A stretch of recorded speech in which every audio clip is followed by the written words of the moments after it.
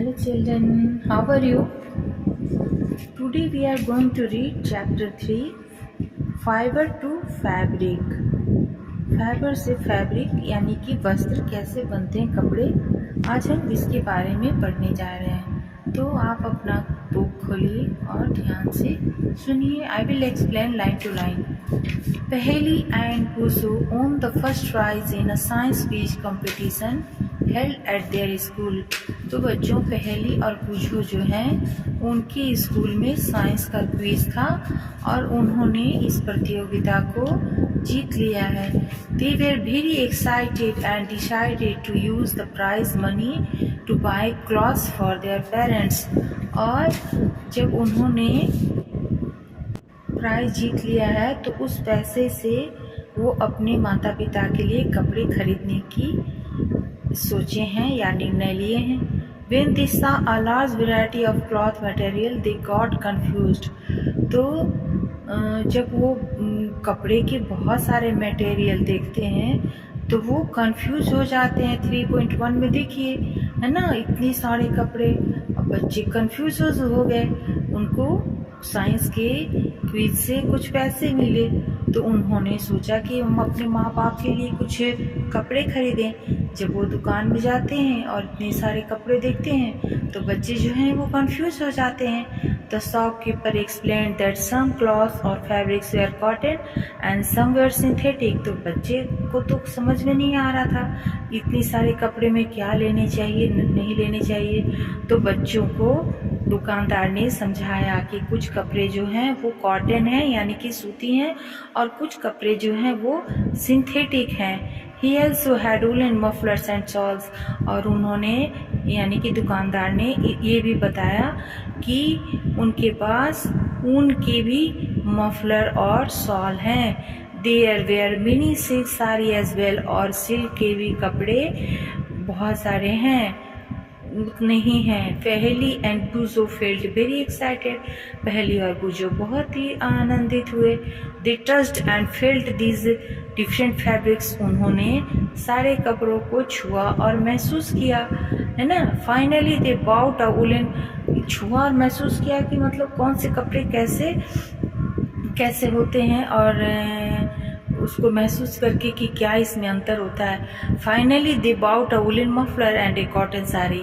तो उन्होंने अंत में ऊन का मफलर लिया जो कान में लपेटते हैं और एक सूती साड़ी ली। After their visit to the cloth shop, Paheli and Bujo began to notice various fabrics in their surroundings। दुकान से लौटने के बाद पहेली और बुझो को समझ में आने लगा कि चारों तरफ कितने तरह के कपड़े हैं। They found that bed sheets, blankets, curtains, tablecloths, towels and dusters were made from different kinds of fabrics।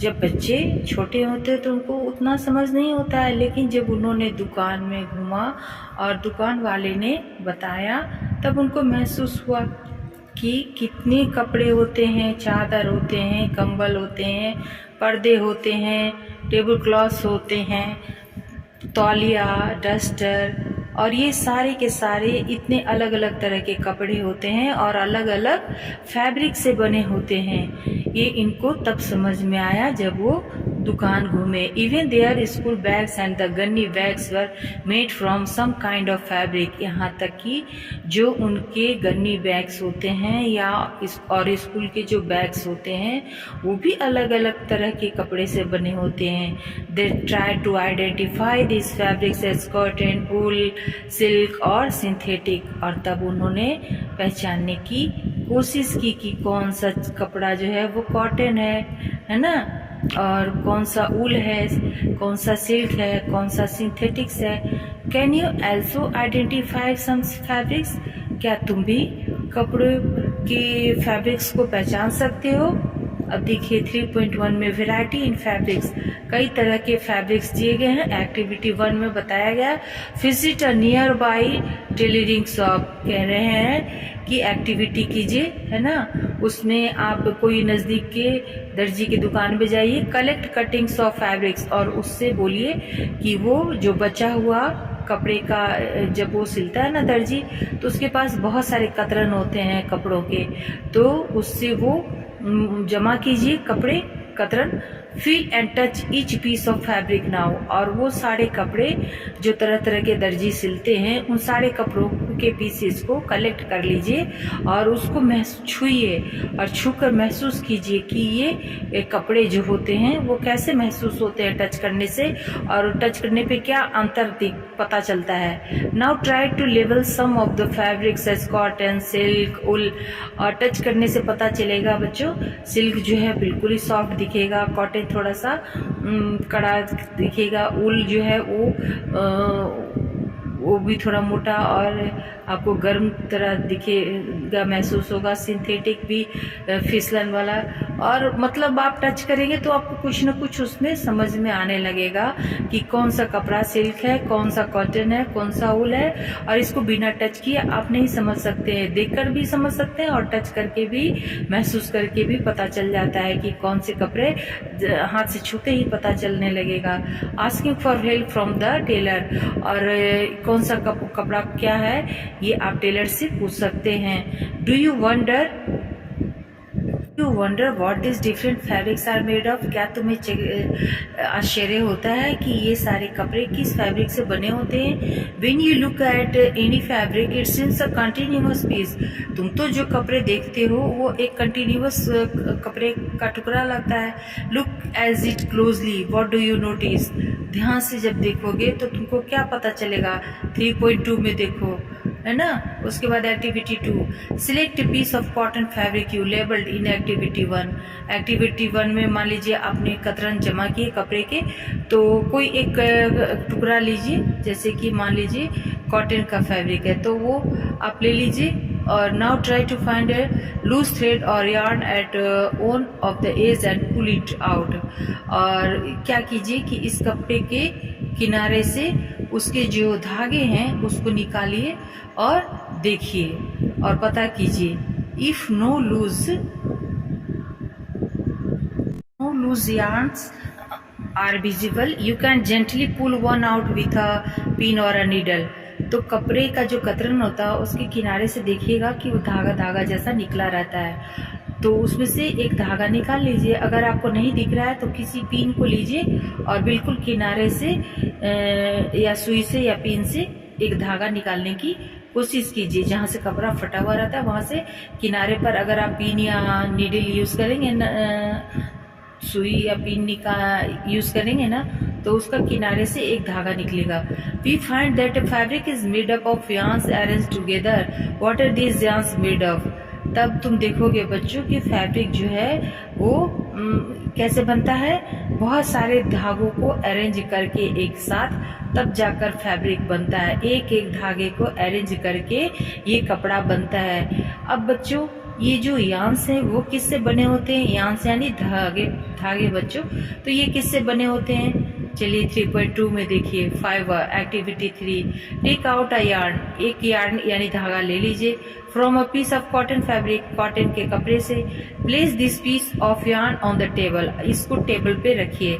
जो कॉटन सूती वस्त्र में से जो आपने एक धागा निकाला सूती, उसको आप टेबल पे रखिए। Now press one and of the yarn with your thumb, और इस धागे का को अपने उसके अंतिम सिरे को अपने अंगूठे से दबाइए। Scratch the other end of the yarn along its length with your nail as shown in figure 3.4, और दूसरे अंगूठे से उसको दबाइए और देखिए कैसा लगता है। ये 3.4 में जैसे दिखाया गया है। Do you find that at the end the yarn splits up into thin strands, तो तुम क्या महसूस करते हो कि ये जो पतला सा धागा है ना, ये क्या हाथ से फिसल जाता है। You might have observe something similar when you try to thread a needle, जैसे ही तुमने इसे ऑब्जर्व किया होगा नीडल या थ्रेड से, उसी तरह many a time the end of the thread is separated into a few thin strands, और बार बार जब धागे को अलग करते हो किसी पतले चीज से, this market it difficult to this makes it difficult to pass the thread through the eye of the needle. जब इसको तुम सुई में इस धागे को जब हम डालने की कोशिश करते हैं तो कितना मुश्किल महसूस होता है। The thin strands of thread that we see are made up of still thinner strands called fibres. तो ये जो पतला सा स्ट्रैंड इसमें दिखता है ना बच्चों थ्रेड में, यही जो है वो फैब्रिक कहलाता है। Fabrics are made up of yarns। जो कपड़े हैं ना बच्चों वो ये धागों से बने होते हैं। yarns are further made up of fibres. और ये जो यार्न होते हैं धागे ये फाइबर से बने होते हैं। Where do this fibres come from? ये धागे आते कहाँ से हैं? The fibers of some fabrics such as cotton, jute, silk and wool are obtained from plants and animals। तो बच्चों ये जो कॉटन होते हैं, जूट होते हैं और सिल्क होते हैं और ऊनी कपड़े, ये सारे प्लांट और एनिमल से इसके फाइबर आते हैं, है ना।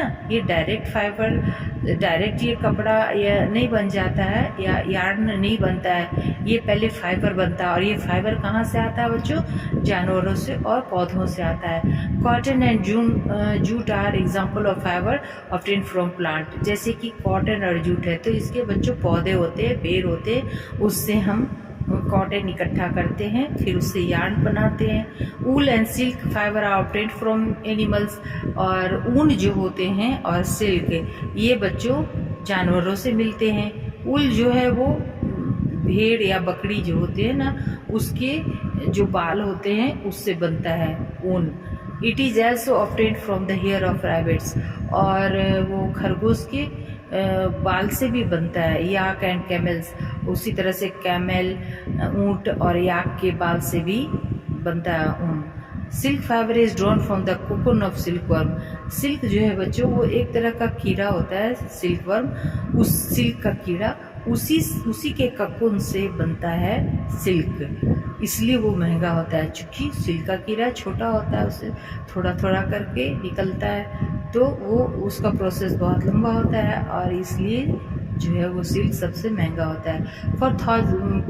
तो वो सिल्क भी सिल्क के कीड़े से निकलता है, इसलिए इसको हम एनिमल्स obtained from animals कहते हैं। For thousands of years natural fibers were the only ones available for making fabrics। और हजारों साल लग जाते हैं, हजारों साल से पहले सिर्फ जो है वो नेचुरल फाइबर्स ही उपलब्ध थे। इन द लास्ट 100 years और so fibres are also made from chemical. मतलब पहले जो है हजारों साल तक हम जो है वो फाइबर्स को नेचुरल तरीके से ही प्राप्त करते थे, बाद में उसे कृत्रिम तरीके से भी बनाया जाने लगा। कृत्रिम पदार्थों से, केमिकल से भी फाइबर को बनाया जाने लगा। Which are not obtained from plant और एनिमल सोर्सेज। मतलब शुरू में हम सिर्फ नेचुरल तरीके से यानी जानवरों और पौधों से ही प्राप्त करते थे फाइबर्स, लेकिन अब हम आर्टिफिशियल तरीके से भी बनाते हैं जो कि प्लांट और एनिमल से स्रोत से नहीं मिलता है। These are called synthetic fibres. तो जो प्लांट और एनिमल से जो फाइबर नहीं मिलता है, जिसको कारखाने में तैयार किया जाता है केमिकल से, तो उसको बच्चों सिंथेटिक फाइबर्स कहते हैं। From examples of synthetic fibre are polyester, nylon and acrylic. तो सिंथेटिक फाइबर क्या होता है बच्चों? जो पॉलिस्टर होते हैं, नायलॉन होते हैं या एक्रिलिक के कपड़े होते हैं, ये सब जो हैं वो आर्टिफिशियली मेड होते हैं केमिकल के द्वारा। Some plant fibres. अब हम पढ़ेंगे यहाँ पे कि प्लांट फाइबर्स क्या क्या होते हैं। तो सबसे पहले कॉटन, सूती। Have you ever made wicks for oil lamps? कभी भी आपने बत्ती बनाई है लैंप के लिए? पहले के ज़माने में है बच्चों वो तेल का लैंप जलता था, उसमें हम बत्ती डालते थे। What do you use for making this wicks? तो कह रहा है कि कभी आपने लैंप में की बत्ती बनाई है तो आजकल के समय में केरोसिन तेल होता नहीं है, तो लोग बहुत बच्चे नहीं जानते हैं, लेकिन आप घर में जो दिया जलाते हैं, है ना, उसमें भी हम कॉटन के विक्स यूज़ करते हैं। This cotton wool is also used for filling mattresses, quilts और पिलोज। और इसी कॉटन को मैट्रेसेस में, गद्दी में, रजाई में, तकिया में डाला जाता है, जिसे मानो घर में दिया भी जलाती हैं। दिया वाला एग्जाम्पल मैं इसलिए दे रही हूँ क्योंकि आप लोग जो हैं वो केरोसिन वाला लैंप तो जलाए नहीं होंगे, इसलिए आप नहीं समझ सकते हैं उसको। Take some cotton wool, pull it apart and look at its edge. तो कुछ कॉटन के ऊल लो, और उसको अलग करो थोड़ा। What do you observe? This small thing है, कहीं से भी ले लीजिए, है ना, जैसे ये रजाई वगैरह ये सब बनता है ना। What do you observe?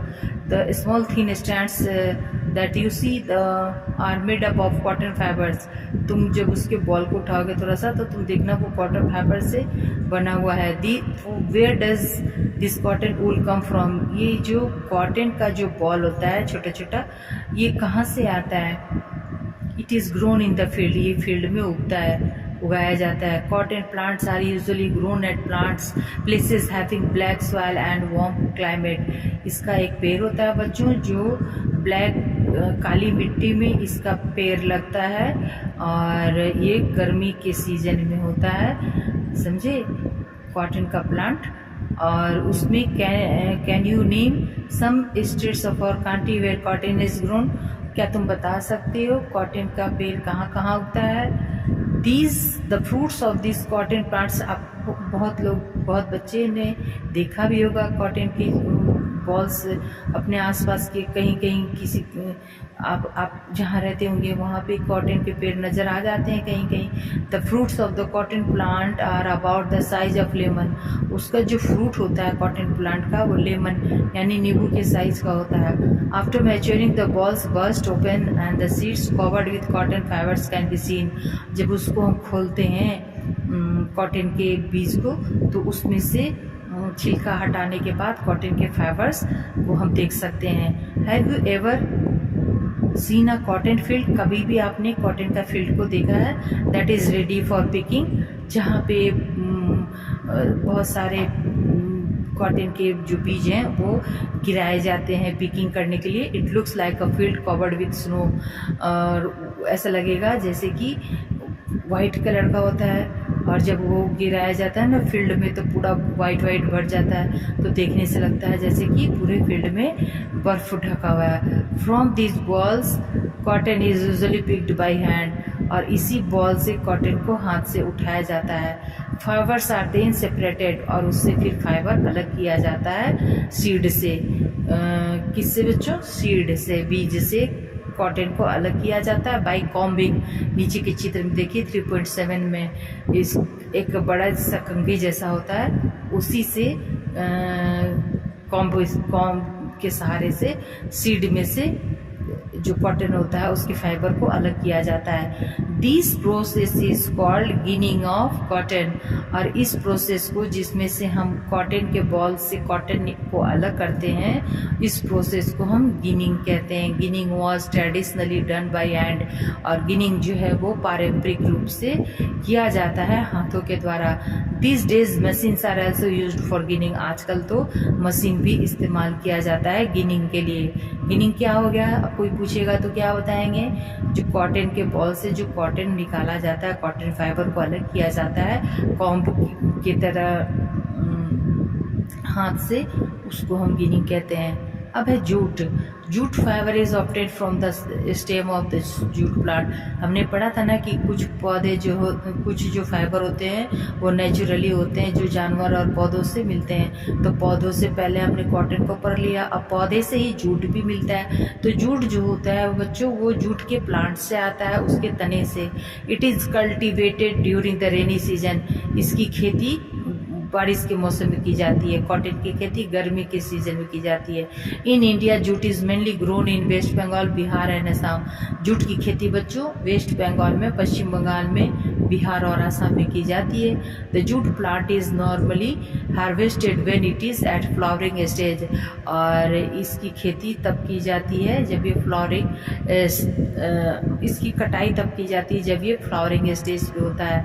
The stems of the harvested plants are immersed in water, इसके स्टीम से ही बनाया जाता है। तो जब पौधे में फूल आने लगता है तब इसको काटा जाता है और इसके तने को काट कर पानी में डुबाया जाता है फॉर